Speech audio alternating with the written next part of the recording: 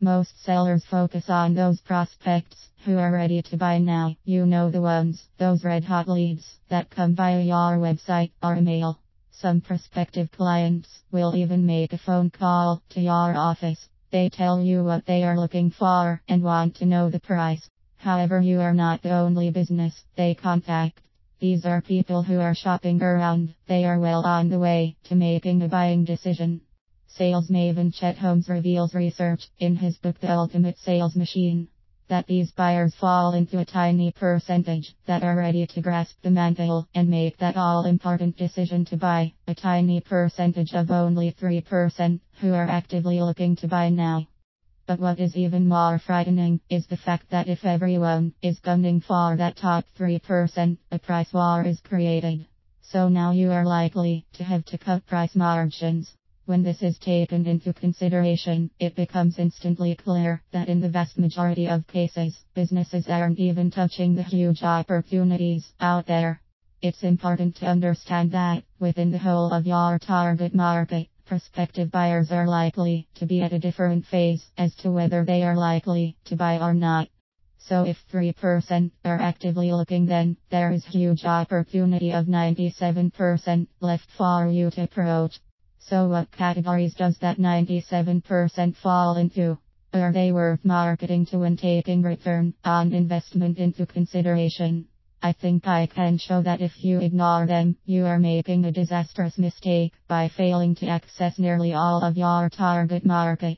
I can also show you a really effective way to get them on board now. Where are your prospective clients in the buying cycle? How can we break down that iceberg?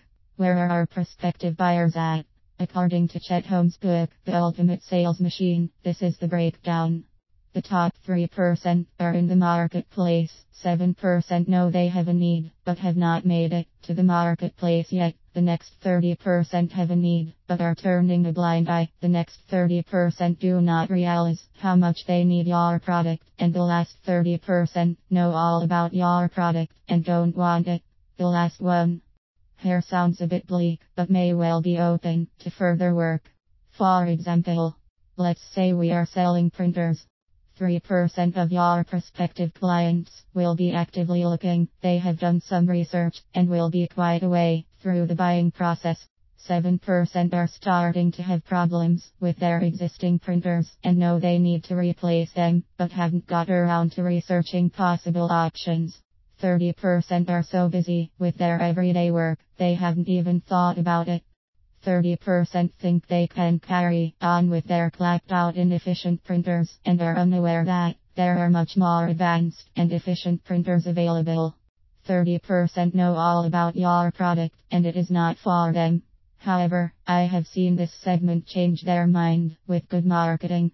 Okay, it is clear from this short table that there are those who are ripe for picking and will be perfect for your short-term revenue needs. The top 10%. The other 90% asks for a slightly different approach. Here you are playing the long game, rather than offering buy now offers and discounts. Complemented by robust info about how your product is head and shoulders above your competitor, you are nurturing the client by creating trust and credibility in your brand. This is about preparing your target market for the future, for a time when they will need your product or service. In a sense, you are creating the 3% of the future with you in mind. If managed well, marketing investment for the new 3% will be less, and so allowing you to place more funds into the 90% and so balancing, or should I say boosting ROI. In my next article 1, we'll be putting forward a great way to play the long game with the help of email marketing.